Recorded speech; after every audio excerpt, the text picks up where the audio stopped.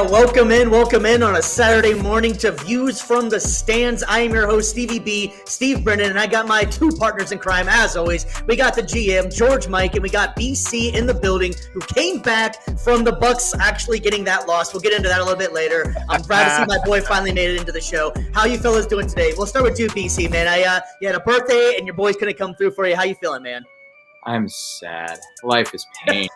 As if I needed the reminder of getting older. Now I also get to see my favorite team lose on Thursday night. Well, a game they should have won, but we'll recap that later. Yeah, we'll get into that one for sure, man. G Mike, how's you feeling today, buddy? It's a Saturday, man. You feeling good? I'm feeling good, man. Feeling better than BC. BC, I'm sorry, man. I'm sorry that you guys had to. I was rooting for y'all, man. I was too. I had the Bucs plus 6.5.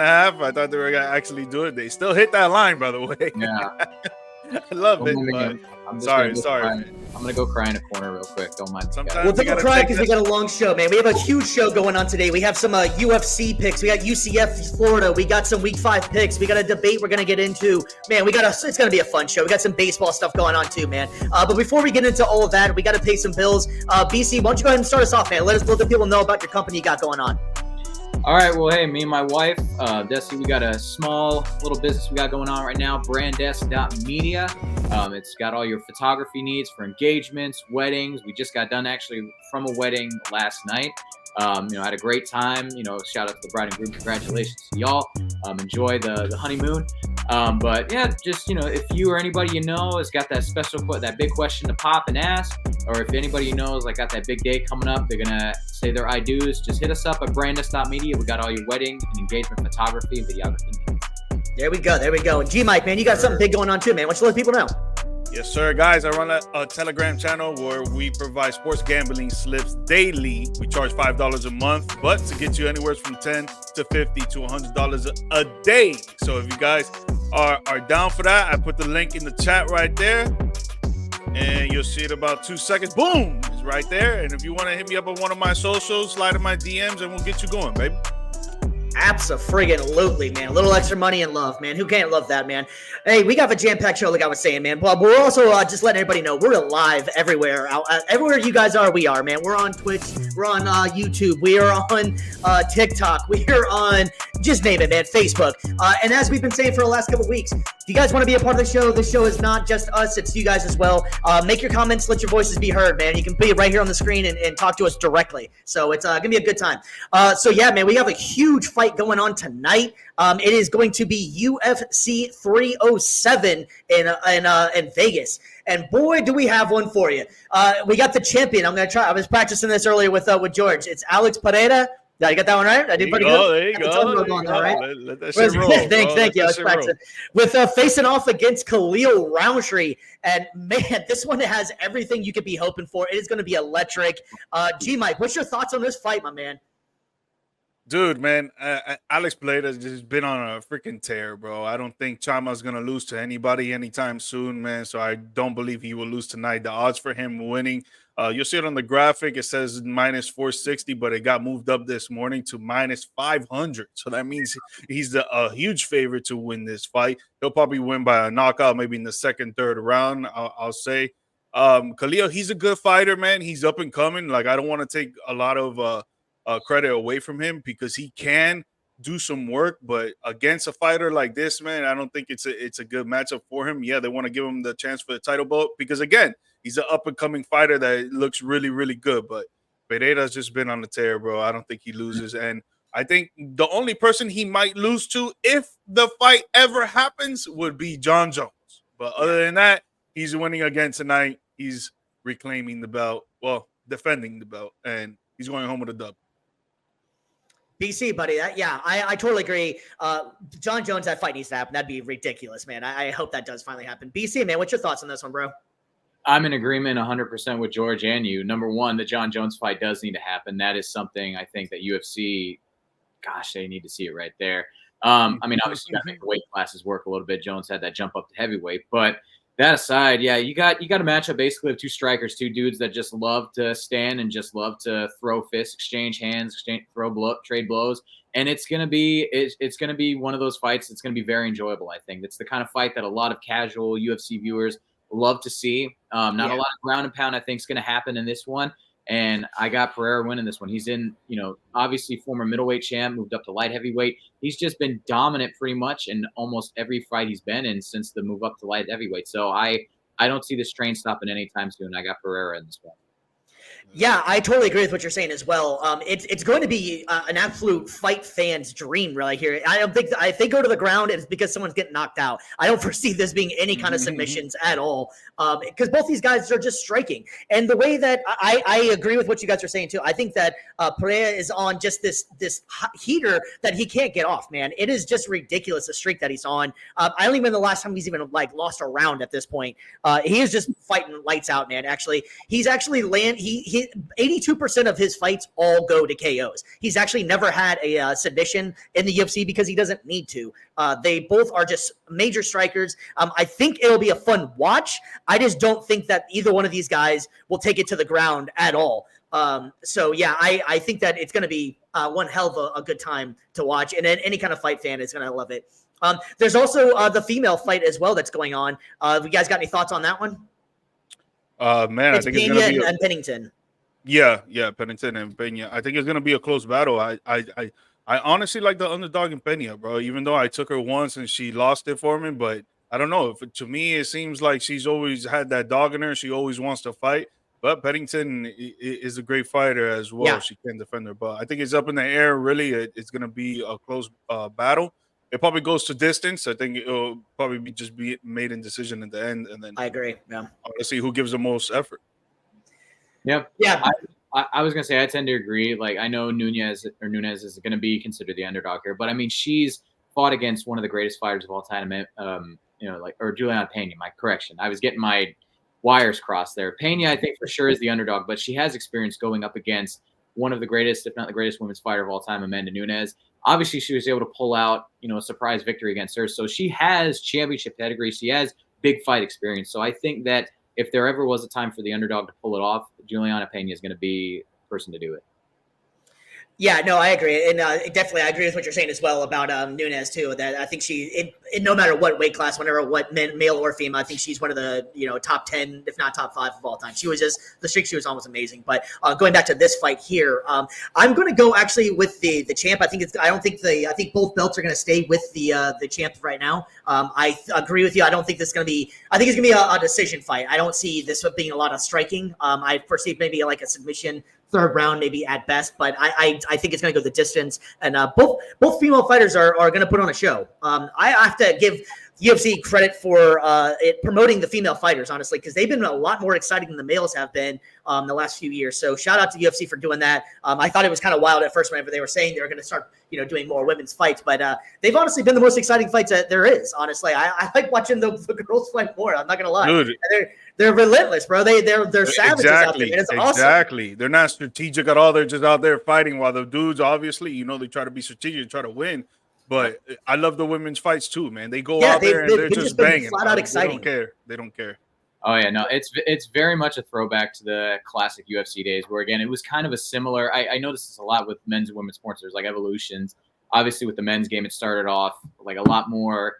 Like we're seeing right now, not as technical, just trading shots, throwing hands, and then over time it started to become a little bit more strategic and organized. So are we going to start seeing that with women's MMA? I don't know, but I think for entertainment wise, no, we hope that doesn't happen.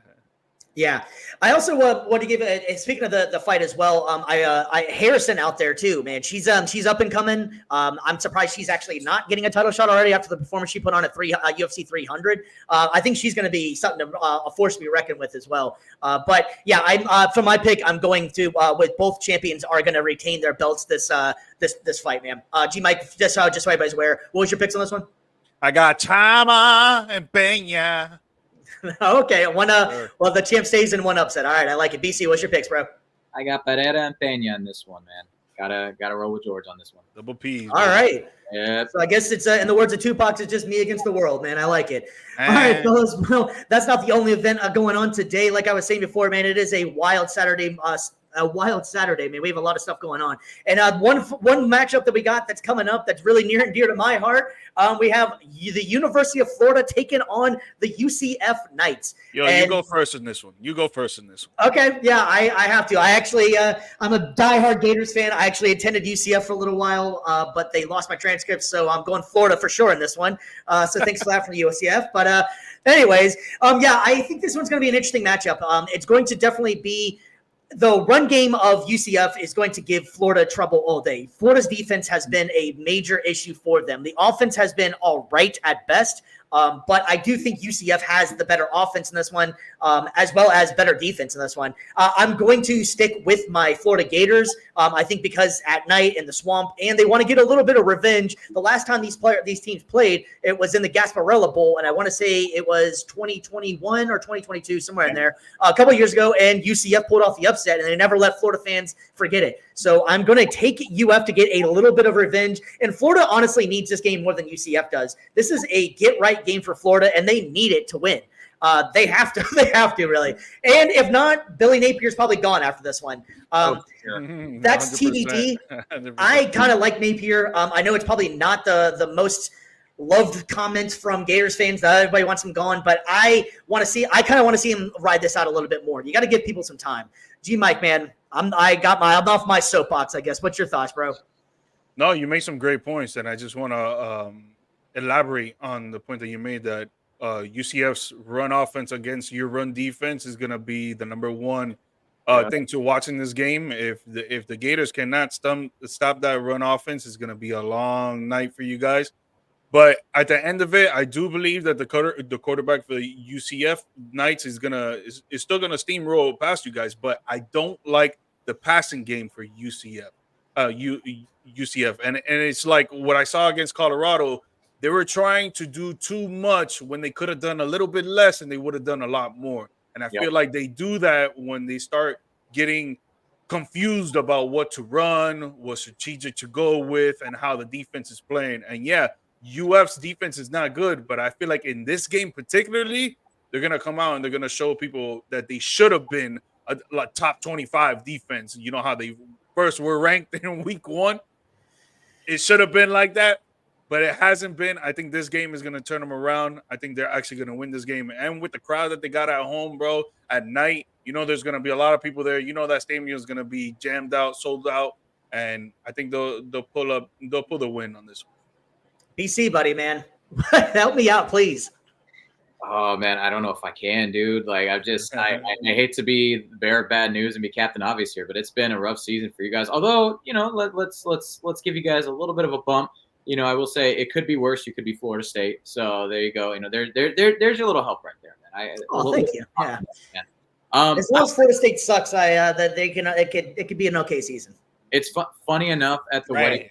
At the wedding we worked last night, they actually did they had some Florida State fans there and they played the Noel song. I was like, oh no, guys, boo!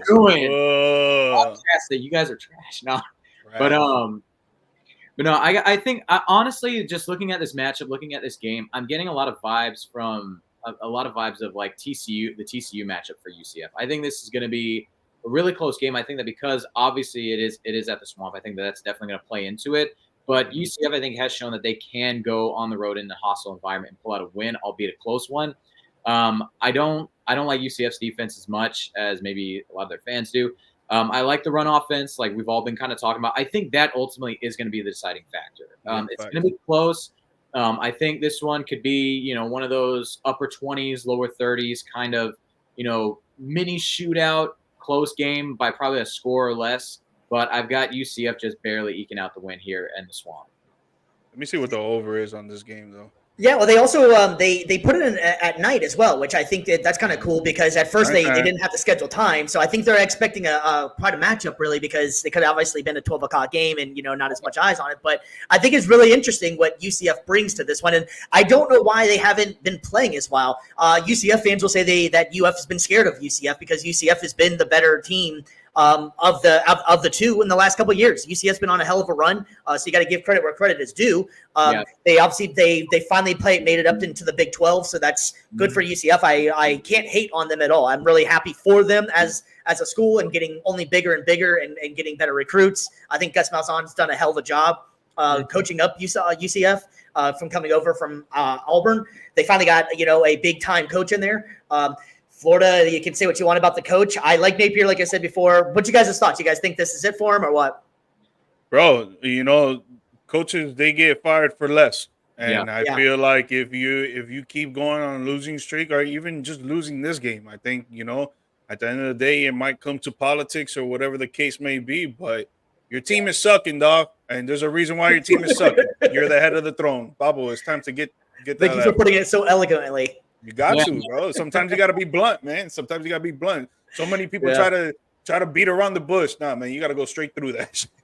You really do. And it's one of those things where you can't, you can blame the players. You can blame, you can blame so many different things. But at the end of the day, you're the head coach. You're in charge of putting that game plan together. You're in charge of making it happen. And if you're not producing, your team's not playing not playing up to par, ultimately the head coach is going to get blamed. As much as we like to keep politics out of sports and everything like that, I think that's also going to be something that comes into play. But this is, I think, pretty much it for Billy Napier and University of Florida. I'm not saying he'll get fired this week if he loses, especially a close one to UCF. They are surging right now this year. Again, lost to Colorado aside. But bro, my bad. The over on this game is 62. The over is 62? The over is 62. The 56 over is minus 200. Guys, I would suggest you put the over on 56 and choose Florida plus 7.5. And that shit hits. Wow, that's a really high over. I would have never expected that, because man. What both the hell defenses are cocky. Yeah, that's your favorite word, man. Cocky. It's trademark, baby. Trademark. We'll get shirts, we'll get hats, we'll get everything. Yo, real quick, we got 11 viewers right now. Y'all need to be writing in the chat, man. Write in the chat, man. Yeah, let us know for sure, man. If you're out there watching, you want to have a comment about Pereira. That's two of them, right? That's good, right? Pereira, hey. Yeah, man, I'm getting it, man. Give me some Gustavo, give me some Colombian coffee. You want to make fun of my beard? That's fine. You want to make fun of BC? Just turned 40. That's fine too. It happens. Dude. I mean, hey, I look fantastic for a 40-year-old. So y'all come at me, man. Y'all come at me. Y'all wish y'all. You look 9 years younger than 40, bro. Yeah. That's good math. Good math, right there. Yeah, thank you. I was actually. It took me a few minutes because math and spelling are not my forte. So I was like, if I get this wrong, I'm never gonna hear this. Let this down. So let me just shoot the shot. Math is mathing. Yeah, exactly. That's why I'm talking sports, man. I can't spell them, but I can talk them. Let's go. Let's move on to BC's next topic here, so I can hear this. I was gonna say, so you guys got Florida, and then I'm the only one with you repping UCF, right? I don't have no one winning, but I do like Florida plus 7.5. Okay. Yeah. Okay. Yeah. So like I was saying, I'm gonna take Florida just because of the playing at home. If they were playing in UCF, I would probably take UCF. But it's just gonna come down to RJ Harvey. If RJ Harvey goes off for UCF's running back, if he goes off, Florida has no chance. I don't think. He's nasty. Although Lagway, it also comes down to DJ Lagway as well. If they're going to keep on switching this Mertz and Lagway situation, I like Lagway better than Mertz, but Mertz brings a different dynamic. Mertz is a lot more accurate and more of a precise passer, where Lagway is the explosive of the two. So I don't know. I'm taking Florida in this one. So me and what was your end result? Mike, you say you got Florida, or you just like the gambling part? I do like Florida because they're at home, man. It's just that the game is so iffy for me. Like both defenses, I think, are pretty whack. But the run offense for UCF is amazing. Let's see what Florida could do on their offensive side. But again, that crowd at home at night is going to be electric. It's going to be sold out.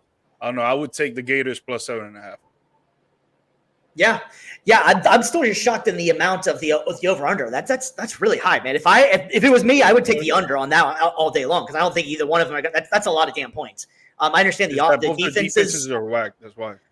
Well, you got to also figure that UCF runs the ball a lot, so I mean the clock's going to keep on ticking a lot, and Florida can't run, so I don't know. I just don't see it scoring that much. The Colorado game went over 70 points. the Colorado Yeah, UCF. we'll see. Maybe I could buy into it. I guess it just sounds like an awful lot to me. But hey, you never know. It's gonna be a fun game either way. A lot of state pride, and I know that it's so. I kind of feel like with this game though, honestly. Does it seem as if it means more to UCF if they win than it does for Florida? Like Florida, if they win, it's just like, well, UCF's a little brother. But if UCF wins, they're going to let Florida fans know forever. Yeah, man. I think it's going to be an awesome game. But, yeah, man, so we also talk about an awesome game. Holy crap, did we have a game on Thursday night, boys. And BC, buddy, I know it was your birthday Thursday, and you turned 40, and just for the record, he is not 40. We've just been giving him a hard time because it's just believable. No, everybody I work with that's like younger than me has been calling me old man. So I'm just like, you know what? Whatever. I look. You got an old soul, my man. You got an old soul. That's all, man. I rock it. That's all I'm saying. There you go. You look good for 40, man. So anyways, we had an amazing game on Thursday night, man. It was one hell of a fun time. Probably the best Thursday night game we've ever had. Most of the time whenever we get a Thursday night game, it's a real stinker. And this one was far from it, man. So if you didn't see it, the Falcons won 36-30 over the visiting Tampa Bay Buccaneers. And man, was there some offense in this one, boys. George, I know you had some bets on this one, man. What was your bets? I know because you were saying earlier you hit on them, man.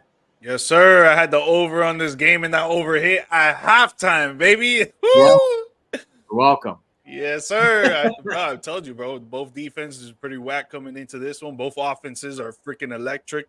I hate the fact that I sat Kyle Pitts in my main league, in my main fantasy league, because of the way that Tampa's defense against tight ends they were ranked 11th best against tight ends. So I was like, I'm gonna sit down Kyle Pitts, but of course, guy has 8 catches for like 80-something yards, almost a TD too, and it's like, god damn. Speaking of Florida, it's about damn time they found Kyle Pitts on some usage in here, man. Like, I still cannot figure that out, how Kyle Pitts is not the number 1 tight end in football. I mean, he's clearly not, but I do not get it. His dimensions, his everything about him, he is an amazing athlete. I just cannot figure out why he is just either underutilized or just isn't as good as we thought he was. I have no idea. That's an enigma to me. Underutilized. He's great. We'll take him down in Tampa. If the Falcons don't want to keep using him like they should, we'll be more than happy to use his talents properly. We'll get into some numbers in this game for sure. But I mean, if you really think about that, Kyle Pitts is, I think, coming up on contract here next year. And if they don't utilize him, somebody else, if you were the Falcons, would you re-sign him? Or is it just you guys? That one's weird to me, man. You got to re-sign him if you're Atlanta. I would think so. Parts of your offense. I don't really care what head coach you got there. I don't know what kind of whack job doesn't scheme around as much as they should. But he's a weapon for sure to have. You don't get that rare combination of size and speed and catching ability in a tight end. Yeah, you want to talk about his blocking. Yeah, sure, we can address that. That's something he's got to improve. But to have that kind of weapon in the passing game, it's just not fair. This is why I think that he should be a wideout, bro. I don't even think he should be a tight end. I think he should be a wideout, just a big wideout like Calvin Johnson, man. Just put him out there. Or Mike Evans. Yeah, I mean, and let's not forget his best attribute. He went to Florida, so let's just throw that one out there one more time. I mean, anyways, I digress. It's fun to talk about Florida whenever it's actually something positive. So it's usually not. They always got great skill players. They always got great. Anyways, man. So Kirk Cousins throws for 42 of 58, 509 yards. 4 touchdowns, 1 interception. Baker Mayfield went 19 of 24, 180 yards, 3 TDs. Drake London, 12 receptions, 154 yards, a touchdown. Mike Evans, 5 receptions, 62 yards, 2 TDs, including his 100th touchdown. BC, you work for the Bucs, man. Can you get in his ear and let him know to stop giving away damn footballs? He gave away his 100th football, man. Yo, I run camera about that, man. Stands, man. I can't shout loud enough to be able to reach that, man. But I'm sure they've got somebody. I think this is like his 100th total touchdown because he's got 99 catches and then 1 fumble recovery. But yeah, I think they said that the one that he's really got his eyes on right now is the 100th receiving touchdown. I heard that too. Yeah, but. Yeah, that is just funny though. He's giving away historical balls. He did that with the. Wow, that sounded funny. Anyways, he's given away a lot of. No diddy. Yeah, exactly. Disclaimer.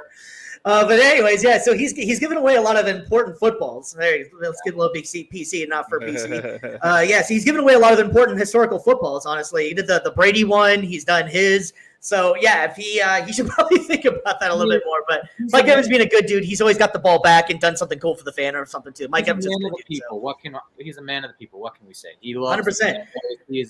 He is one of the most pro Tampa like Bucs players I think I've ever seen. He loves the community, always does so much for the area with charity. Like that's why Mike Evans is probably one of the most beloved, most popular team players in franchise history. Just such a good dude. But go ahead, buddy. I know you got it in you, man. What you got? There's a lot to vent about in this game, and I mean, I'll start at we talked about the defense as being cocky with trademark that shit. Like we talk about those defenses being bad. This Bucs defense tonight, that's cocky right there, man. Like big time. Like Kirk Cousins, I'm gonna tip the hat. Like Kirk Cousins played a great game tonight. Like I was talking so much trash about him. He played a great game. The Bucs defense did not do their part though. Like if they really wanted to win this game, yeah, people will point to, well, they got 4 sacks in that game. Yeah. How many other times did you see them pressuring Kirk Cousins? Kirk Cousins looked like he was on vacation back there in the pocket. Like he really had so much time to throw. The defense wasn't bringing consistent pressure. And then on top of that, the coverage was terrible. You have 2 over 6 foot corners weighing in over 200 pounds, and you feel the need to play soft zone coverage, giving the wide receiver about 10 yards of room. Man coverage the whole night. I'm pressing Drake London. I'm pressing Kyle Pitts. Also, another thing, why are you having KJ Britt back in coverage on Kyle Pitts? I would have stuck Levante David on him the entire time. Because, again, Kirk Cousins is not mobile. He's not going to move. You don't have to worry about having a linebacker sitting back and spying on him. You need your best players covering their best players, and they failed to execute that on defense. And the play calling, it left a lot to be desired. We touched on this before we came on. Todd Bowles, I give him a lot of credit. He's a very smart coach when it comes to calling up defensive schemes like he did in the Super Bowl against the Chiefs. But he also has a lot of those where he'll have a game like last night or he'll have a game against Houston. And it's just frustrating because you want to see your coach be able to adapt and adjust over time. Now, granted, if you're doing everything you can and you just get outplayed, I understand. And I know there were guys hurt on the defensive side, but to me, there's no excuse for not being able to adapt and adjust and figure out, okay, playing 10 yards back on their wide receivers isn't working. Let's try something else. And it was just more of the same in the second half. And I will say this, the second Atlanta got the ball in overtime, I immediately was thinking to myself that this is probably it. It's done. It's done. Well, yeah, honestly, BC, here's a good one for you right here, man. Mike Evans' most impressive feat is making Baker Mayfield a decent QB. Shout out to Brian for dropping bombs on you, bro. Yeah, Baker Mayfield, decent QB, even though he's having one of his best seasons this year again. So that aside, like, just piling on him, man. Just piling on him, man. My poor guy. He was having a good first half, and then that second half, I don't know what happened. Well, and I will say, Baker had a good first half. He was saying, but one of the frustrating parts was, I believe it was, they went with like a screen towards the end of that game, and you had Mike Evans cheating over the top. Nobody was covered him, and I know it's a screen pass. You're going to look for the quick dump off, but if Baker would have waited another half second and just looked down the field, because you have the screen open, look down the field. Mike Evans is past the defense. Just bomb it, drop it in. Over the shoulder, he's got it. That would have been the game. So there was some big moments in that game, and just one more before I kind of let you guys hop in because I've been hogging this segment right here. Good, bro. You're good. You deserve it. You deserve it. Get it off your chest, 40-year-old man. We lost. We deserve it. Oh wait, Baker makes it more fun than Brady. Baker makes it more fun than Brady. I mean, the way that he runs and he's a dog, 100%. But Brady's super accurate. So, completely different styles, and I think Baker would have been a much more better fit for the no risk it, no biscuit Bruce Arians offense. But that aside, one other play that I think really cost us in this one, Bucky Irving. You got the ball, you have like a 20-yard run at the end of the game. This is your chance to kind of ice it, and you don't keep it high and tight and hold on to it. You just hold it loose, and Jesse Bates comes in, knocks it out. What are you doing, man? Like, I understand he's a rookie. He's going to learn from that. But and I don't know if this is it right here. No, this was Shad. But it's one of those plays where like you've got the lead in the fourth quarter. You got to run out the clock. You cannot be careless with the ball. You got to hold on to that thing for dear life. This might be this one's it right here. Yep. You got to hold it high in situations. Yeah. And he'll learn from it. He will. Yeah. But it's look, like in the game. My thing is, right? Yeah. Baker had like 130 passing yards going into halftime. Yeah. He ended the game with 182 or Yeah. 180 some. Yeah. Why is it that coaches want to change up a whole game plan going into the second half when it's already working? When it's not working, of course, you got to change. You got to do some coaching adjustments because that's how you win. That's how you win games in professional sports. But if your game plan is going well on offense, why change it in the second half and start running the ball consistently and not pass the ball? Do some play action passes. Try to get Baker more in the mix with Mike Evans and Chris Godwin and his other receivers. Like, why are we shying away so much from it? He only got 50 more yards in the second half, and you expect to win against this team? Bro, the Buccaneers would have won by a touchdown and a field goal if they would have kept passing the ball, man. Like, I don't understand the ignorance that these coaches have when it comes to like sometimes you don't have to be fucking complicated. You got to be just simple and just vibe and chill and let the game go. I agree. It's because they're trying to play not to lose. That's the thing. Exactly. When you play not to lose, you end up losing. Yeah. That's what fucking happens. And that's the thing that's frustrating, again, with the defensive coverage. They're playing back so far, and it's like, my guy, I know they have great weapons on offense, but you can play man-to-man sometimes and take a chance on these dudes. You can pass the ball. It's working for you. Just keep doing it. Exactly. If it's the fourth quarter and you're up by like 2 or 3 scores and you just want to keep running it, okay. If it's like 7 minutes left, fine. But if you're in the third quarter and you're already going to the conservative running play calling, like, dude, can't do that. He had going into halftime, he had right there, Steve just showed it, that he finished with 19 to 24 pass attempts, completions and pass attempts. I'm talking about Baker Mayfield. At halftime, he had, I think it was 17 attempts. How do you go from 17 to 24 in a whole half? Like, it should have been double that. Just like Kirk Cousins over here, 42 of 58. This guy almost broke his arm throwing the fucking ball. And that's the thing that's frustrating with Todd Bowles, is that a lot of times he can dial it up and be really aggressive on defense, but then when it comes to offense, like him and his coaching staff, they just have this mentality of, all right, let's just run the clock out. Man, no. That's bro, I'm sorry for my words of choice here, but that's a bitch-made mentality, bro. You can't be having that mentality, man. You need to have an alpha mentality and fucking stick the knife in their throats and just shut them up. Like, that's what Bruce Arians and them did in the Super Bowl. That's the one thing I loved about it, is that they played aggressive the whole night. You have to. It's football, bro. Football changes in a matter of seconds. It does, and you can't let your foot off the gas. If you give your opponent any breathing room, it's done. It's over with. And you saw that last night. I went from having a feeling of, okay, yeah, this is a shootout, but hey, coming in the second half, we got the ball back. We got the lead. All we got to do is score here, and it's a lock. We can keep being aggressive. Let's do it. And then they come out conservative. Running the ball. It's frustrating. And then that leads to, by the time you get to overtime, you're like, oh, they got the ball. We're screwed. It's done. Yeah, I want to give a quick shout out before we get out there. Thanks for Rob for checking in, man. It's been a while since seen you, buddy. Hope you're doing pretty well. Former military comrade of mine. And then also, shout out to my pops, man. My dad checking in, giving out BC a happy birthday. And let's go. Appreciate it. 4-0, baby. I aged like 9 years after watching. I was gonna say, Brady, you know what, man? You're gonna give yourself a heart attack when you're 40, man. You can't be doing that. Relax. Drink some water. Where's your gallon? Hey, something I do want to bring up about this game though too, and I've been on my soapbox about this for years, whatever. Do you like the overtime rule? I can't stand the overtime rules. I think they need to come up with something. I know they changed it to the first score wins. I still think that's not enough. I think they need to each team should at least get one possession. Score a field goal, score a touchdown, whatever it is. I think each team should get some sort of chance to win. You win the coin toss, and you pretty much, if you do it right, you win the game. I don't like that at all. G Mike, what's your thoughts on that one, dude? Dude, I like the college overtime, man. I agree.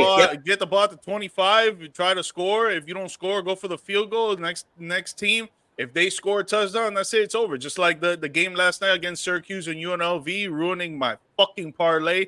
But it fucking happens. It doesn't matter. But the way that it's set up, the overtime like that, I think that's more than fair. More than fair.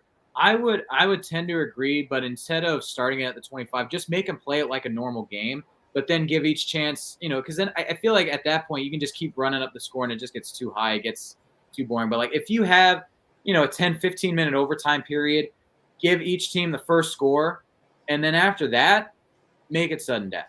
Whoever scores next, it's done. Like if offense scores a touchdown, or Bucs score or Falcons score a touchdown, cool. Bucs get a chance to score. If they score after that, then make it sudden death. By all means, I really don't care. But it's like you should be able to at least score. You should be able to at least get a chance to come back on offense after that. I think it's 2024, dude. It's sudden victory now. Come on, man. Let's be positive. But yeah, man.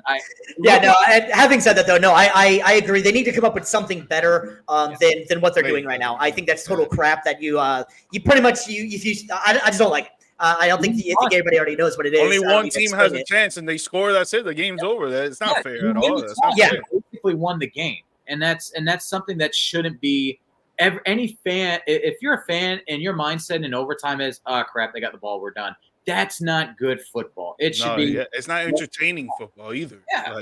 But in a league that loves scoring, that changes every rule to add scoring. Now is your opportunity to add more scoring. I just think it's a bad move. I think they need to change that and change it now. Because this game, who didn't want more of this game? This game was exciting as hell. Exactly. I would have liked to have seen Baker come back and try to be like, all right, we've been going conservative this second half. Yeah. Let's dial it back up and see what this aggressive Liam Cohen offense can do instead of being hamstrung by Todd Bowles. Or just keep running the ball. No. Come on, man. I don't think Bucky Irving and Rashid White wasn't featured enough in this game for you. Rashad, yeah. No, Todd Bowles. Brian got a good statement here. College rules by NFL kickers are too good, so start at the 50. Yeah, honestly. Start at the 50. Start at the 50, half of the field. Give something. Yeah, I totally agree. I'd be totally fine with some. They just need to come up with something else because the rules crap. You know what, Brian? Or cocky. Yeah, there you go. Brian, we need to get you in rules committee right there, man. Let's lobby for this man to Vote for Brian. Vote for Brian. Brilliant idea, actually. I like that because then you're not starting from the opposite side of the field. You're just starting midfield, and it works because if you have a kicker like Justin Tucker, you start and you're set basically. You just got to run like 3 straight plays back to the line of scrimmage, and you got a shot. But but the thing is that if the other team gets the ball in offense and they score a TD, that's it. The game's over. So that's why you don't want to do that. But again, it's a farther distance back, so it makes it a little bit more challenging, but still can lead to some higher scoring games as opposed to just basically what the rules you kick off. But going into next week though, the Bucs have like a little mini bye week going forward now. They go to New Orleans. It's going to be another tough divisional game. You got a chance now to get Antoine Winfield healthy. You can get Luke Gedeke healthy. You can get Clyde Cansey healthy. If they're all ready to go by New Orleans, you got to take what you learned from this game. Be aggressive more on offense the entire game. And Bowles talked about finishing plays in the second half. Give them the opportunity to make plays in the second half. Don't just run. Like, give them the opportunity to be aggressive, go out there and make plays. And then on defense, you have to lock down. You have to be able to play man coverage most of the time. Use your big corners. Use your hard-hitting safeties. Don't just play this weak, soft zone coverage that doesn't help anybody at all. Yeah, I agree, man. I agree, man. I think the Bucs kind of blew this one. Although you got to give credit to Kirk Cousins for finally, as you like to say, he usually shits the bed whenever it comes to primetime games. And that's 2 primetime games in a row. 2 primetime games in a row. He's showing up. I agree, man. It's starting to look like he's maybe figuring it out. I mean, that was a pretty catastrophic injury he was coming back from with the Achilles. It takes a little bit of time to trust in yourself to get it back. So Kirk Cousins did look pretty damn good. 509 yards. Either the Bucs were playing, no defense at all, or Kirk Cousins looked pretty good. I think Kirk Cousins looked pretty good out there. He's improving a lot each week. He is. And I think it was a combination of kind of the two. The defense wasn't executing their game plan, but he did what he had to do. He found the soft spot in the coverage. He executed it perfectly, and he got his team the win. Like you can't do much more than that. You got to tip the hat to him. Yep. I think before we move on, I want to give a couple of quick shout-outs on the team, though. Logan Hall had a breakout game, 2 sacks. That was something I've been waiting to see from him for a while. And then also, too, Sean Tucker on special teams, 2 or 3 kick returns going like 30-plus yards. I think finally, kick returning-wise, I think Bucs need to lean more towards Sean Tucker. That was a good game from him. Yeah. I feel bad for the Bucs that this one had to lose this one because it was extremely exciting and a lot of fun. So great game. Hopefully Thursday night. Maybe that's the new form that they're going to start actually playing some good Thursday night football games.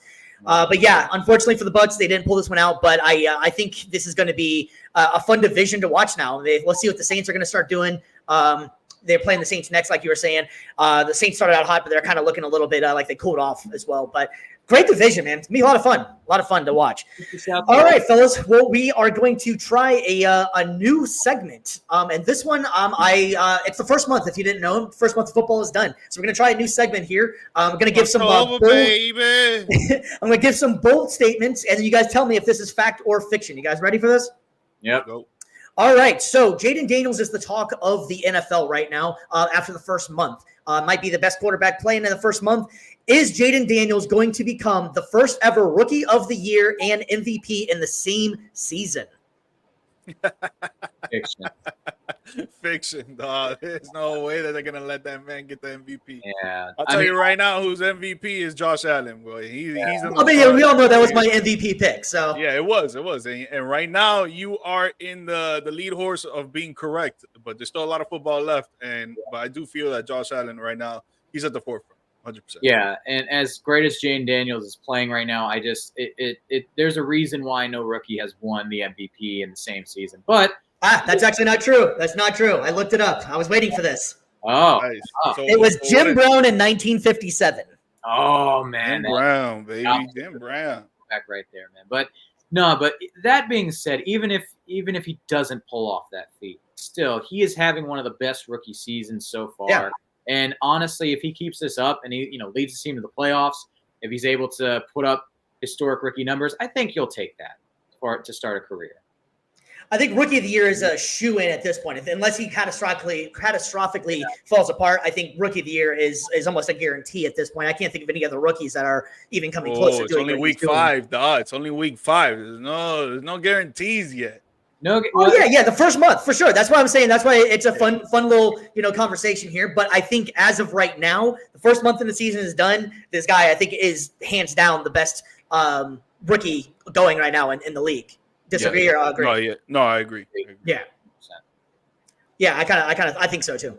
So to put it to the show, I think he has the chance. If he continues this streak that he's on, he has the chance. Is it going to happen? Most likely not. So I will give it a faction, a little bit of both. How about that? I'll go in the middle if I can on this one. I got 2 fictions on that one. All right, so that's first one down. All right, guys. So the next one is going to be, like I was saying, this is all based off of the first month of the season.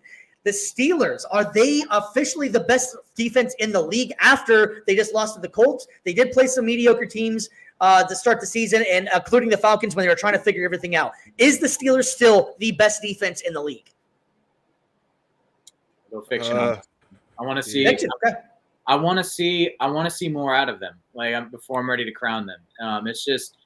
It's just one of those things, like you said, they've been playing kind of mediocre teams like Atlanta trying to figure it out. I want to see more out of them before I'm ready to be like, all right, Steel Curtain's back. Yeah, I do like the Steelers' defense. I think their rush defense is incredibly insane. Their pass defense is pretty good as well. But right now, what I love to watch on the defensive side of the ball is the Minnesota Vikings, man. Like, they have improved like a mother effort, man. And it just look like they're not shying away, bro. I mean, they're one of the undefeated teams right now. I know their offense has been playing up to par and even past that, but their defense has been showing out a lot. They've played against some good quarterbacks, some good offenses, and they've been shutting them down. Yep. Yeah, I'm tending to agree that I think that I'm going to call this one fiction as well. I don't think I tend to lead toward maybe the Vikings being the best. Packers got some great defense too, man, actually. But I'm going to lead that this one is fiction as well, that the Steelers don't have the best defense anymore. I think if Joe Flacco puts the numbers that he did off the bench against them, then I think that just shows it right there. So I think they are a damn good defense. It's not a take that they suck or anything like that, so don't take it the wrong way. But having said that, I think they would just took advantage of some bad teams to start off the season. So Well, and that's the difference between them and Minnesota, is that Minnesota is doing this against proven teams, whereas Pittsburgh, it's been kind of sus. So we just need to see more from them, and we'll go from there. Pittsburgh did it against the Broncos, did it against the Colts. Vikings have done it against the Packers, the Niners. Dude. some different talent right there. There's levels to this. There's levels. Not saying that the Steelers can't do that for these teams as well, but we just haven't seen it yet. And what we have seen is the Vikings dominating on the defensive side against very high, powerful offenses. So it's like considering what you got to give them the crown right now. Yeah, and considering what they've lost too, like that's just amazing what they've been able to pull off this year on defense. Yeah, and before we jump into the next one, anybody that's out there watching out there, feel free to comment on this one because I know I'm sure it's got some spicy takes out there. So if you guys have anything you want to let us know about, let us know in the comments and we can show them up here. So our last one, the Jacksonville Jaguars are a mess. As a Colts fan, it brings me more joy than probably FSU losing, not being good. He's but been waiting for having this. said that, the Jags are the only winless team. What's that? Let me see the vein in your neck. Say it. Yeah, Jaguars exactly. suck. yeah, it feels good to say that. But the Jacksonville Jaguars are the only winless team in the league right now. They are 0-4. So my question to you guys, does Doug Peterson survive the season? Is for the fact of fiction, is Jacksonville the worst team in the league? Yeah, fact. They are the worst team in the league. I do believe they can turn it around, though. I think they win this week, and they have a chance to win 3 weeks in a row against Chicago. And if I'm not mistaken, sorry, we got bad reception in or something like that. You were saying they're going to beat Indianapolis or something. I don't know. It might have been an internet glitch or something. Sorry. I do believe they're going to beat you guys. It's a divisional game. You guys know each other very well. They're at home. They've been on a horrible streak, but I think it ends tomorrow against you guys. Sorry about that. Yeah, I don't know. It's wild, man. I gotta get a hold of Bright House because all I'm hearing is bullshit through the internet. It's weird. I can't figure it out. I don't know. I'll take care of that on my end, though. Don't worry about that. Yeah. So honestly, though, I mean, as far as Doug Peterson goes, Doug Peterson did win the Super Bowl in Philly. He is a good coach, but is he the right coach for Jacksonville? And is this more of a Lawrence issue? I can't figure out with the Jaguars. The Jaguars on paper shouldn't be this bad. And they did play Houston Texans. They blew that game. They should have won that one. They blew the game against the Dolphins. So I can't really figure out if the Jags are just not equipped to be winners or what's going on with them out there. But I can't figure it out. But do you guys think Peterson survives the season? I mean, if they keep playing the way they do, no. But if they find some way to turn it around, and if they can maybe get to 500 or something, then yeah, I could see him still surviving one more year. But G-Mike? Yeah. I think that all depends on tomorrow if they win and how these next 3 weeks go when they go to London and all that. I think once they come back from London, if they're not playing up to par how they're supposed to be, I think he can get fired before the trade deadline. Yeah. Yeah, no, and I think it sums it up perfect here from Brandon is the Jags are frail, man. There's no dogs on that team. And I completely agree. I completely agree with that one, man. Right now they have a chance. They could have been 3-1 if you really look at the stats and how the games have been going. They could have been 3-1 right now, man. It's just they have so many inconsistencies with their offense, with their defense, and their special teams. They do good one play, and they do bad two. They do good 3 plays, and they do bad 1. And it's just like it's just been a roller coaster ride of that. And if you have that whole time in each and every game, it's gonna be hard for you to win, bro. Just as a bonus question here, really, I think, and speaking of the coaches on here, who do you think makes it throughout the season? Is it Nick Sirianni and the Eagles? Because that talk is every week, and the Eagles don't look. The Eagles look. I don't know. They don't on paper again, just like the Jags. They have everything on paper that they need to be a winner, and both teams just look like they are not in sync and not struggling. So who gets fired first, or do they both make it, Peterson or Sirianni? I think they both make it. I think they both. You think they both get fired? No, that they both make it throughout the season. We're not going to speak on next season. That's just too far ahead. But I think they both make it throughout the season. I think the Eagles make the playoffs. I don't think the Jags do. But if I would have to pick one that's going to get fired, I would say Doug Peterson because I don't think they would fire Nick Sirianni with the success he's had in the past years. Yeah, he's been on a full slump, but their defense got rearranged throughout the offseason. They lost one of their best offensive linemen, even though their offensive line is still top 5 in the league right now. And they're without their star receiver, A.J. Brown, for 2 weeks already, and it's probably going to be another 2 weeks that he's not going to come back. Yeah. BC?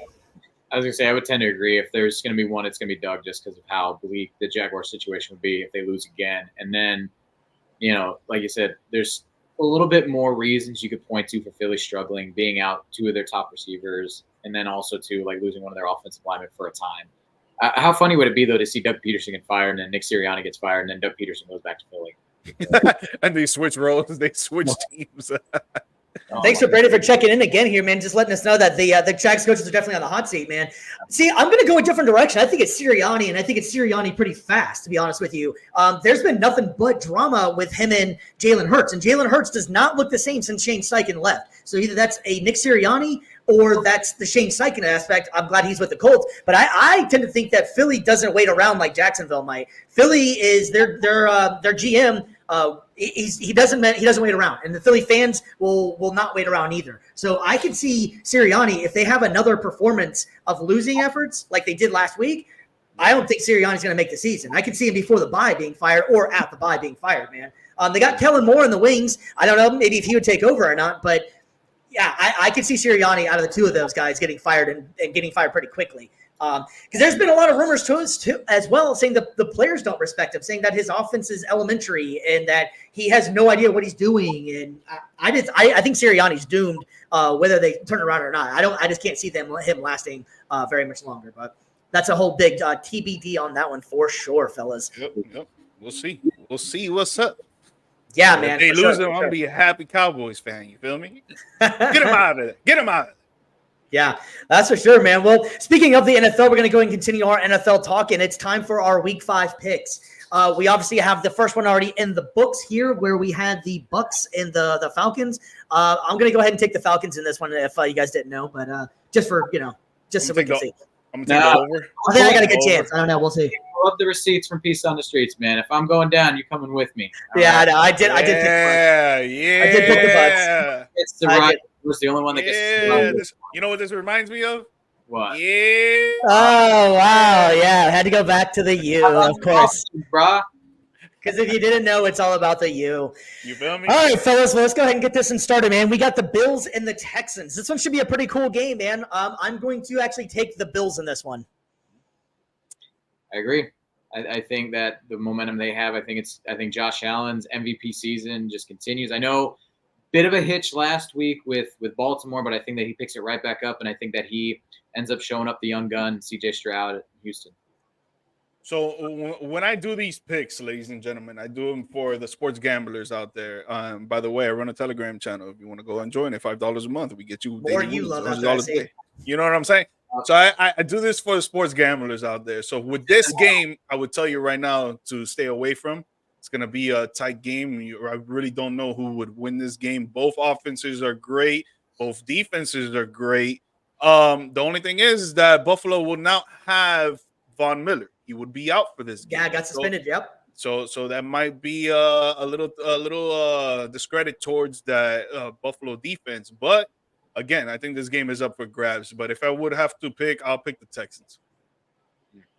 2 Bills and the Texans. All right, cool. All right, so we're moving on to the Ravens and the Bengals in an AFC North matchup here. If you look at the Ravens after last week, man, they made a hell of an improvement. But I'm going to take the Bengals in this one because I also picked the Bengals to win the division. I think that Joe Burrow is finally getting into stride, and I think that offense is going to give them a nightmare. Although the Baltimore defense, you never sleep on them. I'm going to take the Bengals at home in this one. BC? I got Baltimore again in this one. Last week was just a precursor. This week, they're going to go full-blown curb stomping Cincinnati into the ground. I don't blame anybody for taking Baltimore in that one for sure. I could definitely see that. Yeah, I got Baltimore for sure. They win by minus 10.5, so that means by 11 points. And Derrick Henry's going to score again, ladies and gentlemen. Yeah. He's going to get another touchdown in this game. How good is that? How good is that looking now that they got Derrick Henry, man? And honestly, I feel like, and I've said this in the past before, I feel like Derrick Henry looks so perfect in that Baltimore uniform. Like he should have been his entire career there. Like he just reminds me of a Baltimore player there, man. He just looks awesome in the uniform. But god damn, that guy is good, man. Like he's getting older too, and the guy just doesn't stop, man. He just makes everybody else look small. Well, and from a scheme fit as well, it's the perfect fit for him. They have probably one of the best, if not the best, running offenses in the league. One of the best running schemes, and you pair that with a quarterback that's as fast as Lamar Jackson. Like, yeah, we do, BG. Yeah, we do. Yes, we do. All right, fellas, we're moving on to the Cleveland Browns and the Washington Commanders. And I'm the only reason I would be watching this game for anything would be to see Jaden Daniels continue his historic Rookie of the Year and MVP season. I'm just kidding. No, but no, Jaden Daniels is a must watch right now, man. He's playing lights out, and it's just the efficiency that he's playing, man. I love watching him out there, man. He looks really good. So I'm going to take the Commanders because the Browns are just an absolute mess. Surprise, surprise. Yep. Commies over Browns in this one, and Jane Daniels Rookie of the Year audition continues. It is what it is, man. They're the ones that picked the name. They had to have known that was going to be a name they're going with. What, they want to go back to the Hogs? Like, no, you're the Commies. Go back to the Redskins, man. Go back to the Redskins, bro. Show some freaking incitement towards these Indian Americans, man. Come on. They're the Commies. They're the Reds. That's their name. That's just the Reds. This is another game that I will stay away from because the Browns secondary is fantastic. Their run defense is pretty great as well. But the Commanders offense is looking really good with the rookie sensation, Jaden Daniels, so you can't shy away from that. The only thing is that Brian Robinson Jr., he will not play this game. He has a knee injury that they're looking over and evaluating. So Austin Eckler is probably going to be the RB1 there, or Luke McCaffrey, or whichever way they plan to go. But this is another game I would not bet on, but if I would have to pick, I'm gonna pick the Browns. Maybe the Deshaun Watson can finally wake up, or not. Maybe they get him some low key massages so he can wake up. Give him the Diddy treatment. Look at our bootleg Jay Glazer down there dropping all kinds of information here on injury reports, man. I like it. I give a shout out to McNichols, man. McNichols. G Mike Schefter. What's that? G Mike Schefter. Yeah, there you go, G. Schefter. Anyways, yeah, man. McNichols looked pretty good up there too for the Commanders last week too. So yeah. All right, yeah. So we're moving on here to the Raiders and the Broncos, which somebody's got to score, I guess, to win, or they could end in a tie in this one. Who the hell knows? Both offenses don't look that great. I'm gonna go with the Broncos just because that defense is pretty legit. Tank Bowl. I got Broncos as well. I think that the Raiders are just doing everything they can to shoot themselves in the foot, especially with the Devontae Adams trade rumors. So I feel like Broncos, this will be exactly what they need to pull off an upset win. Yeah, I think the Broncos take it for sure. I don't think they win by so much. Maybe a field goal. I'll tell you, the under on this game looks very juicy. I don't think there's going to be a lot of scoring in this game. And they got Gardner Minshew to just throw one TD. So I'm thinking that for sure. Interesting, yeah. So we talked about it on Peace on the Streets Radio on Wednesday nights. Shout out to Peace on the Streets if you guys want some more of our content. We also do a radio show on Wednesday nights on iHeartRadio in Orlando. So cheap plug there. But anyways, we did talk about Devontae Adams trade rumors. We got to kind of maybe address it one more time because Devontae Adams has made it a mysterious cryptic tweet. Picture of Edgar Allan Poe. Maybe that could be the Ravens. You want me to explain it to you? Oh, that's right. I wanted to explain it to you guys. Ready? Yep. Oh, yeah. So this is not my words. This is the words from Emmanuel Acho, if I'm pronouncing his name right. He's one of he's one of the analysts on NFL Network. Am I saying that right? Or I know on college football for sure. But he said Edgar Jones started his career with the Ravens. Josh Allen started his career and is currently with the Bills.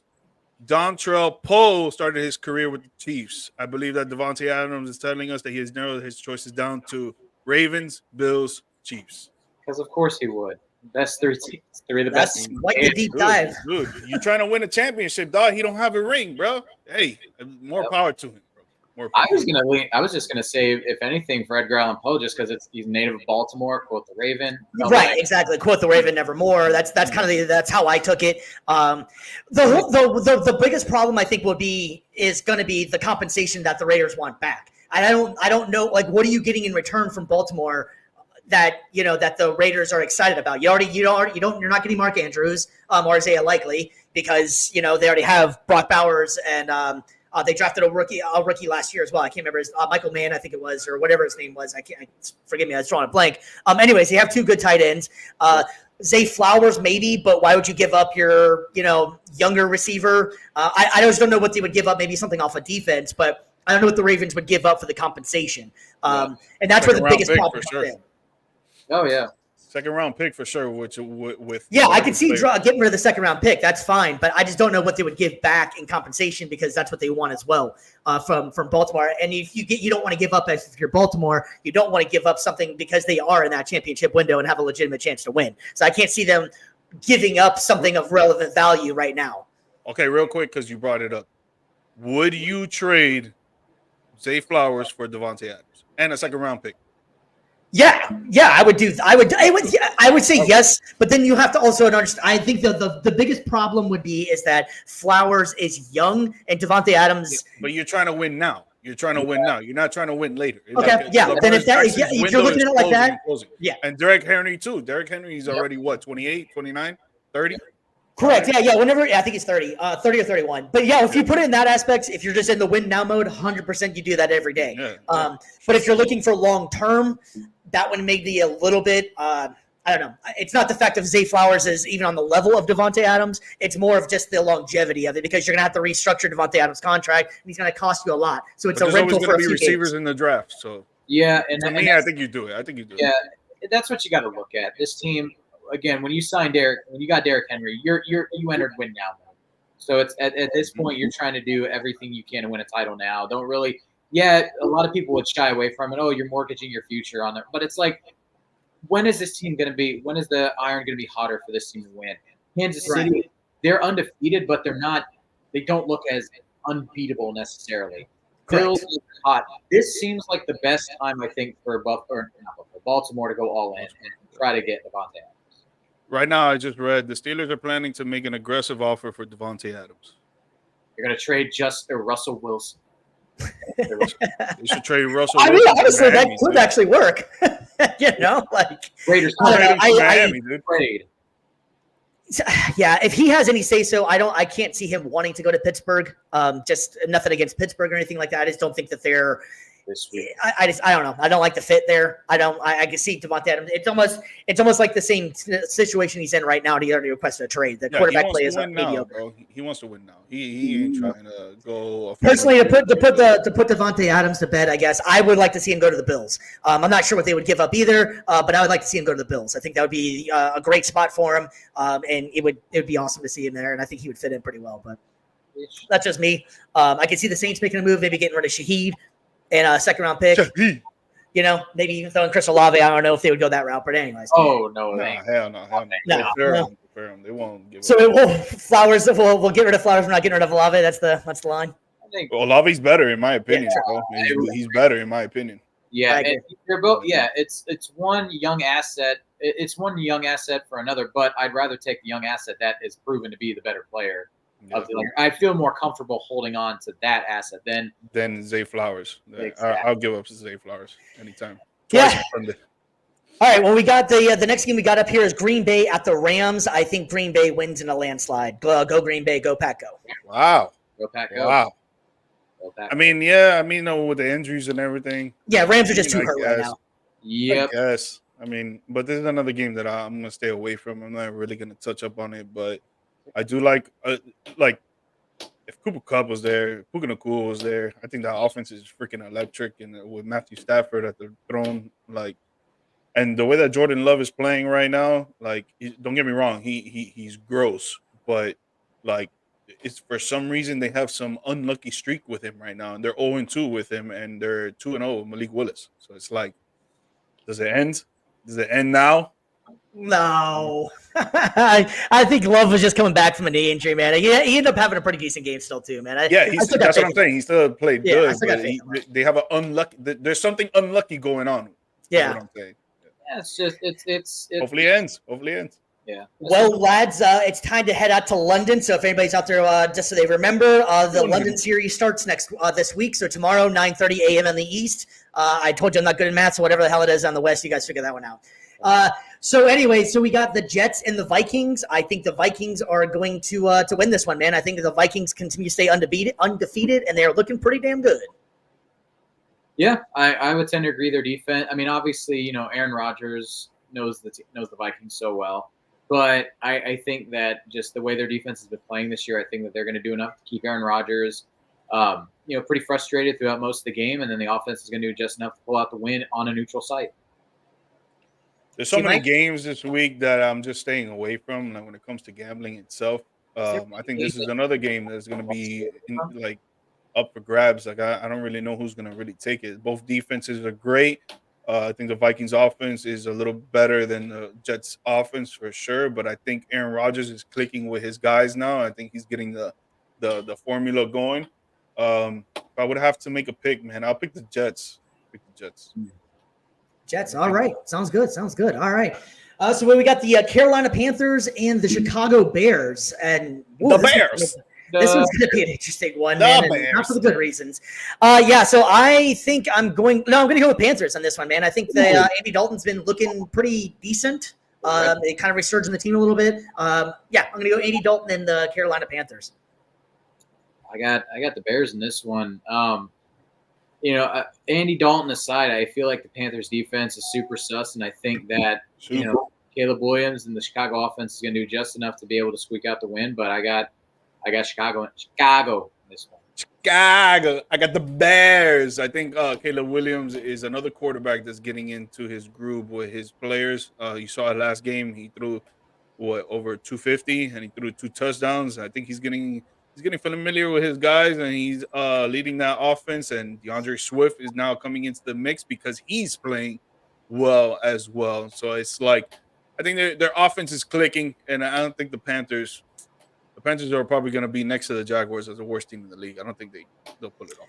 Yeah. Next up, we got the Miami Dolphins and the New England Patriots. And, man, this one's not going to be an offensive juggernaut. I can tell you that one. Take the under, baby. Take the under. Yeah, take the way under. Take the way under in this one. Yeah, so I don't know. This one's really tough to say, man. The Patriots are pretty bad, and the Dolphins offense just can't figure anything out right now. I do think that they get it right, though. I'm going to take the Dolphins, and I'm scared in this one as well. I'm going to take the Dolphins. Hey, never doubt a former Pro Bowler. Tyler Huntley, he's that guy to figure it out this year. I got him throwing for 400 yards. No, I'm just not that much. But I think that he'll figure something out. I think that they'll do just enough. It's going to be a little bit like Panthers and Bears. It's just another tank bowl kind of game. I think that Dolphins are going to be able to close this one out in a close victory. I got the Patriots, man. I got the Patriots at home. They always play good at home. Right now, with the scrutiny that they're under, there's a lot of fire going on in the locker room. I've read a couple things of players fighting with each other. The mutiny thing? Yeah. So I think it's gonna all come down to this game right here, and they're gonna try to flip things around. Even though I don't think they're gonna have a good season, I think they will flip it on this game, though. I think they'll win this game. But take the under, baby. I don't think there's gonna be a lot of scoring. I would say anywhere from 45 under in that. Speaking of that mutiny thing, the person who released that also came out to this morning before we went live and said that he over-exaggerated that one quite a bit. Now, that might have been also New England. Sure. That might have been New England being like, what the hell are you doing kind of thing. Yeah, sure. But, yeah, so he did come out and say he exaggerated a little bit, but I don't think that changes the fact that they're so bad. But all right, so the Jags and the Colts, man, everybody's excited about this one. So I'm going to take Indy in this one. I think Jacksonville is just kind of a mess right now. I know they always play each other really tough, and Jacksonville normally seems like they get the better hand of them lately. But I am going to stick with my INDY Colts, man. I'm going to Indy. I think Indy's going to do like it. I feel like I'm a broken record at this point, but I think this is going to be another one of those close ones because with Indy and Anthony Richardson, it's pretty hit or miss. Like it's either 40-yard touchdown passes or it's wildly thrown incompletions and interceptions. But I think that just because of how porous Jacksonville, the defense is, and just how badly run the offense is, I think Indianapolis has this. Yeah, and it's a possibility it might be Flacco again as well. It's going to be a game-time decision for Richardson. And is it bad that I kind of want Flacco out there? I mean, at the end of the day, you want wins, bro. If he's the better guy right now, he's the better guy. Yep. Well, we'll give you. We'll take Devontae Adams for Richardson. How about that? We'll keep Flacco. And Flacco we trust, baby. Let's go. Hey, it's not bad. You give Raiders. Yeah, wouldn't that be crazy if that actually happened, though? I'm making a joke, but that'd be crazy if that actually happened. But anyways, go ahead. He's a wizard. He's a wizard, Harry. Who are you picking? You picking Jacksonville, you said? Yeah, I got Jacksonville. I think that they end this losing streak at home. But it is going to be a game of inconsistencies on both sides. Jonathan Taylor's not playing. He's not. Yeah, he's out. Suiting up this week. I don't think Anthony Richardson is going to play either. I think Joe Flacco is going to be at the throne. There's not going to be a lot. I don't think it's going to be a high scoring game either, just because the Jags can't seem to get any red zone scoring happening. Their third down conversions is at an all time low. They're like the 5th worst team in the league when it comes to third downs, and I don't see a lot of excitement in this game. Like I see it in your eyes, Steve. But again, I'm gonna take the Jags because I don't think they'll go 0-5. I think Man, again they should be 3-1 right now. They should. I gotta get this damn internet fixed, man. That's the second time I've heard positive Jags news, man. It's Bright House issues, man. I tell you what. Anyways, yeah, man. Watch out for a big game from Josh Downs. I think if Flacco plays, watch out for a big game from Josh Downs. I think he's going to be a big wide receiver coming up. Obviously, got Pittman out there too, but I think a big game from Josh Downs. All right, so we got the Arizona Cardinals and the San Francisco 49ers. Always a great divisional matchup. I think the 49ers take this one pretty handedly. Arizona scores. It seems like if they can get their offense going, they have some potential, but not enough to win. San Francisco wins pretty handily. Yeah, I think regardless of how San Francisco plays, I think it's one of those games where it's a lock for them. Bang, bang, Niner game. All day. Yeah, Niners win by 14. Yeah, I could buy that. All right, so we're moving on to the Giants and the Seahawks, man. The Seahawks, man, what a game Monday night was, too. That was an awesome game. I'm taking the Seahawks, and the Seahawks are impressive.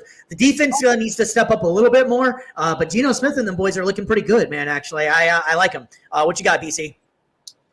And I got Geno Smith in Seattle as well. They're playing really good football. So again, against Danny Derps and the Giants, like this is like this matchup, man. Seriously, like I what do you want me to say? Like the Giants are going to actually have a great football game? No, it's going to be Seahawks all day. Yeah, I think Seahawks will win it for sure. And Kenneth Walker will get another rushing touchdown. Ooh, man, he looked good. Put that in the parlay, baby. Put that in the parlay, and Seahawks win. Trust. And we got the Sunday night game, a classic game here, man. The Cowboys and the Steelers. I'm going to take the Steelers at home over the Cowboys. I don't know. The Cowboys just seem like they're up and down, and I like the Steelers defense. Maybe Prescott throws an interception or something like that. And JJ Watt is that dude, if they will. So what you got, BC? No, I was gonna say I tend to agree. I think that just how Dak and the rest of the team have been kind of playing this year, it's been very consistent. I think that Pittsburgh once again kind of takes advantage of an inconsistent team, and they're able to just keep that defense rolling. Justin Fields, I think, is going to do just enough on offense to be able to bring it home and win a close one. Yeah, man, it's tough for me. It's tough for grabs, really. Michael Parsons is going to be out. DeMarcus Lawrence is going to be out. So those are two key defensive players that we really need. And Darren Bland is out too, but he's been out since the beginning of the season. So that's no surprise. Our defense is very injured right now. Our offense, we cannot get the running game going for shit.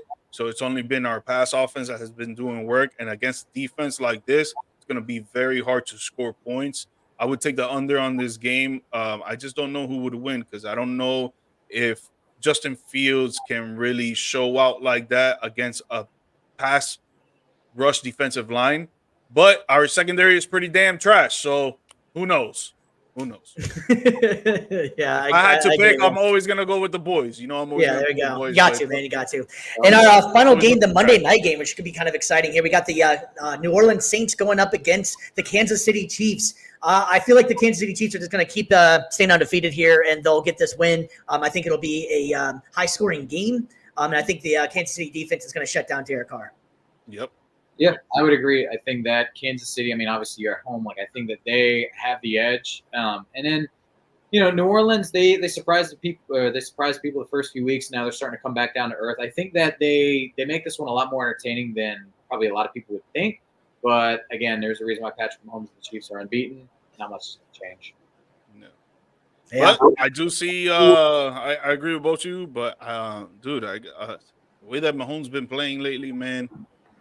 I think we got to take the him throwing an interception prop because he's been throwing a pick every single game, bro. He hasn't been playing up to par. But the Chiefs always do this. They play like shit in the beginning of the year, but then when Thanksgiving, December, January come around, they want to show like they're the best team in the league. So yeah, and New Orleans defense, it's not the most elite, but they are opportunistic. They know how to get their hands on the football. So I think that prop for sure could hit.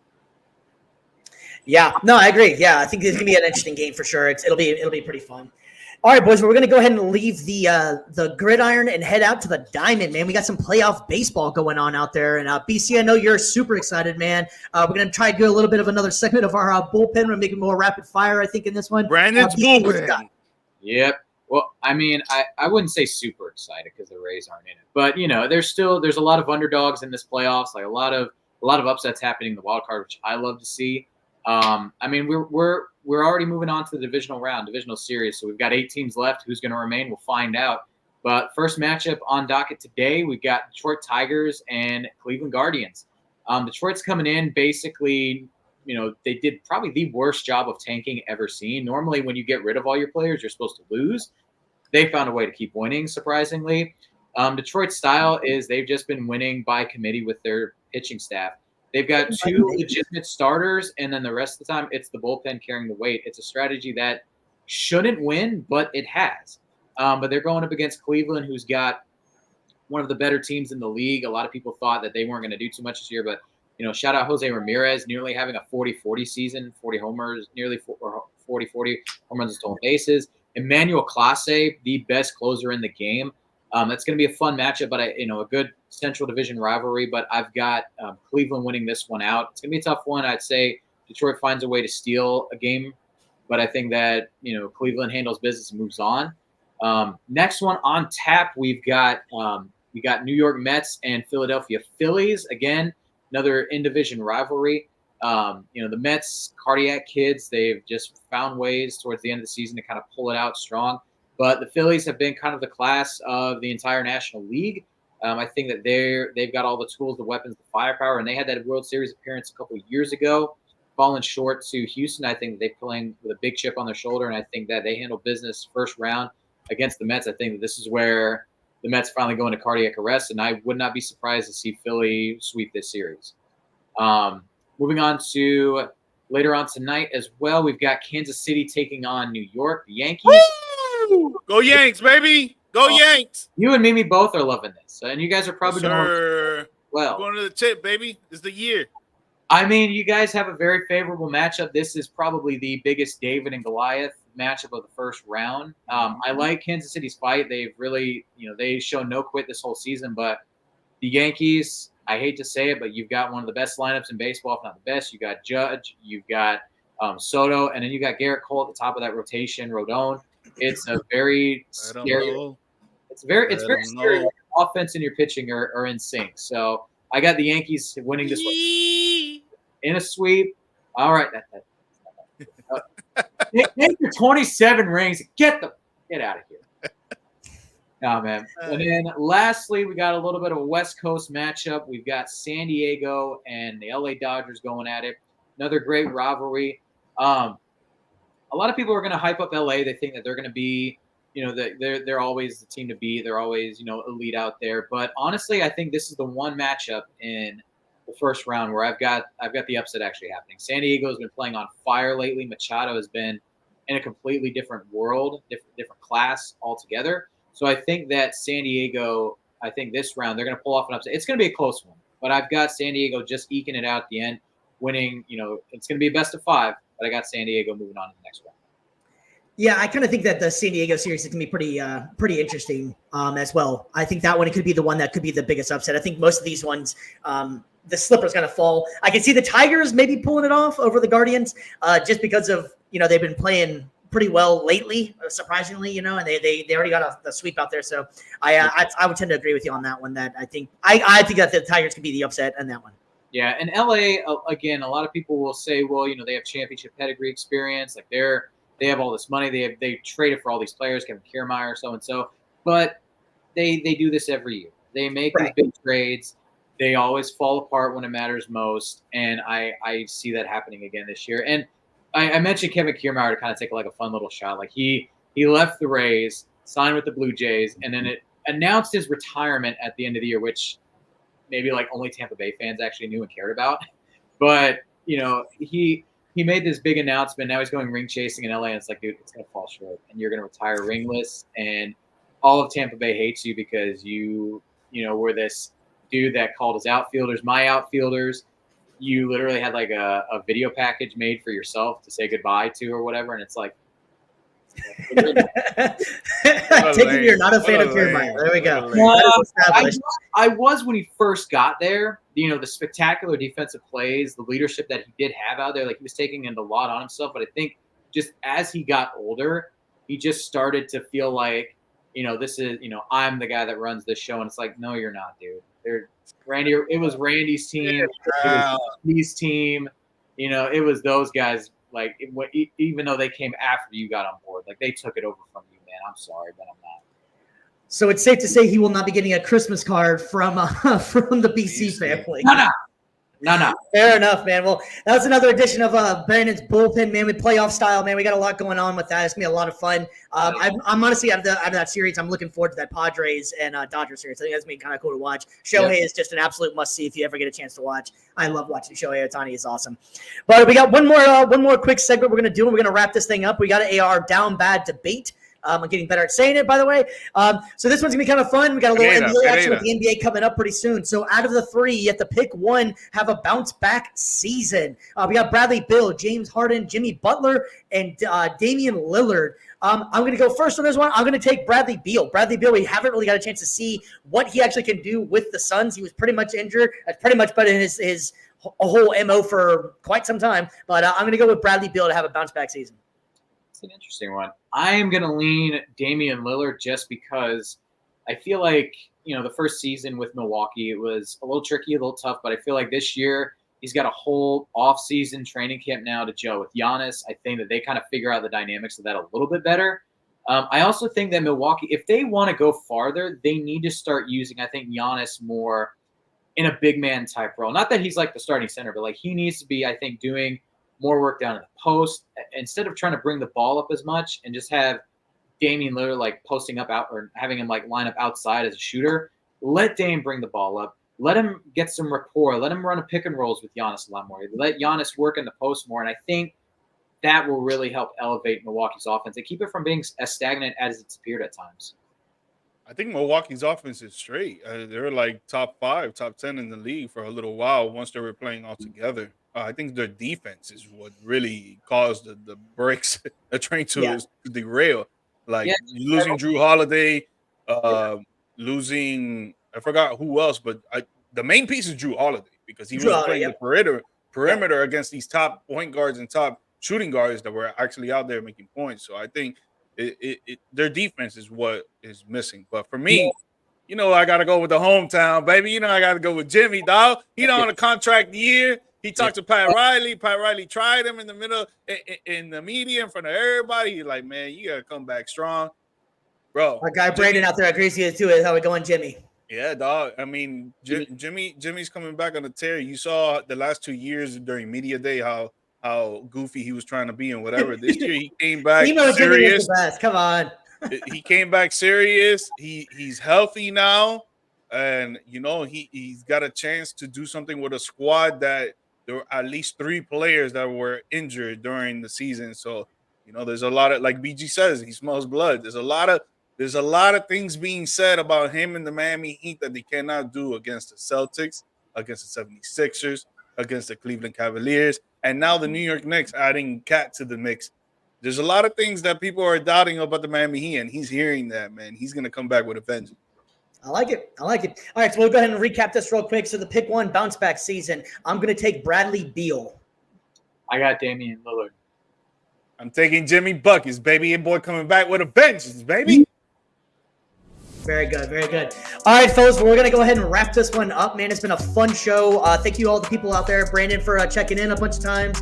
Brian and anybody else made some comments. I really appreciate all the check-ins, and it makes the show a lot more fun, and it's fun when interacting with all you guys. So we'll be back next week. Hopefully, we're going to try and get like we've been trying to say for the last couple of weeks. So we're going to try and make it at least 2 times a week. If not, we'll be for sure back with you guys on Saturday, man. It's been a lot of talking. Anyways, man, so for Stevie B here, man, I'm going to check out G Mike. I want you guys to give the closing people.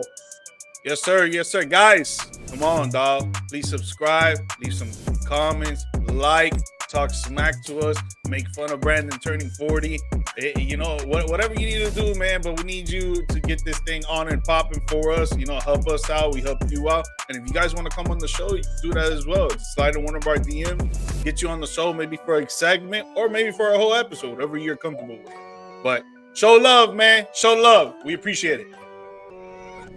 Yeah, same thing. Like pretty much, like we want to get you guys involved in here. We want to get you guys on the podcast. We want to make sure that it's not just us doing all the talking. Like, you know, we see on so many different shows, whether it's on YouTube, whether it's on ESPN, any of these major markets and stuff like that. It's just all about the people that are on there. We want to make sure that we bring you guys in. It's Views from the Stands for a reason. It's a show run by fans. It's a show for the fans. We want to get that engagement going. We want you guys to be involved as much as you can. And again, you know, just it doesn't matter what the topic is. Doesn't matter what you want to say. You want to make fun of, like I said, I'm an old man now. You want to make fun of the fact that the Bucs just absolutely sucked on Thursday night. Come at us, man. Like we love the engagement. We love the interactions. Don't even hesitate. We want to bring you guys in. We want this to be a fun, entertaining, engaging show. And don't forget to share it. That way we get the pod out there. We get everybody else more eyes on the product. That's what we want, man. I don't think they sucked. I think they just choked. Defense sucked. Defense was straight cheap. They were straight booty cheeks, man. Booty cheeks. Cocky. There we go. All right, we're gonna go ahead and sign off here. We'll see you guys next week, maybe Wednesday. Hopefully Wednesday, but we'll definitely be back on Saturday. We love you guys out there. Stay safe, and yeah, thanks for checking in with us. Peace.